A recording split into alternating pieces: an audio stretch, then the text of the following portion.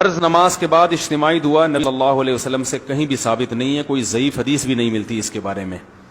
اسی وجہ سے فقہ کی کتابوں میں بھی اس کا تذکرہ نہیں ہے. یہ بر صغیر میں ایک چیز رائج ہو گئی ہے، تو اب جو چیز رائج ہو جائے اس کو ایک دم سے چھوڑنے میں فتنہ ہوتا ہے، تو اس لیے اس کو آرام آرام سے تمیز سے آہستہ آہستہ چھوڑنا چاہیے. جیسے میں نے اپنی مسجد میں پہلے اجتماعی دعا ہلکی پھلکی کرائی کچھ مہینے، پھر پہلے میں نے آہستہ شروع کی تو لوگ دیکھتے تھے یہ زور سے دعا کیوں نہیں مانگتے، تو ہم نے کہا پہلے سائلنٹ پہ آنے دو لوگوں کو. اجتماعی کراتا تھا لیکن آہستہ. پھر جب لوگ اس کے عادی ہو گئے اور اس کے بعد پھر میں نے اجتماعی بھی چھوڑ دی. اخپل طریقے سے مانگ رہا ہوں، یعنی ہاتھ اٹھاتا ہوں مگر نیت اجتماع کی نہیں ہوتی، اپنی پبلک اپنی مانگ رہی ہوتے ہیں، اپنی مانگ رہے ہوتے ہیں.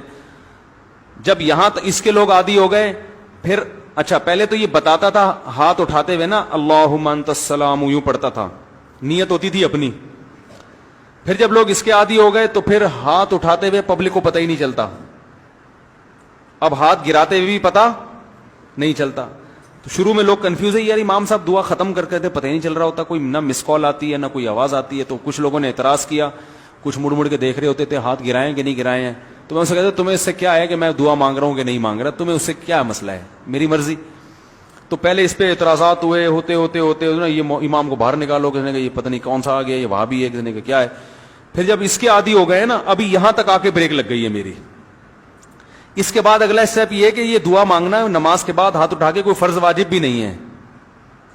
تو اس کو اتنا ضروری کیوں سمجھ رہے ہو بھائی؟ جو امام ہاتھ اٹھا کے نماز کے بعد دعا نہیں مانگتا اس کو امامت سے نکال دیتے ہیں.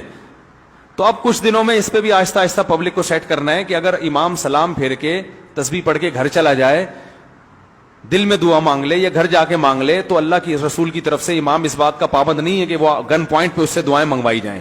لیکن ابھی لوگوں کا ہاضمہ اتنا ہوا نہیں ہے، یہ کر لیا تو نہیں، آپ لوگ ہی میرے خلاف ہو جائیں گے.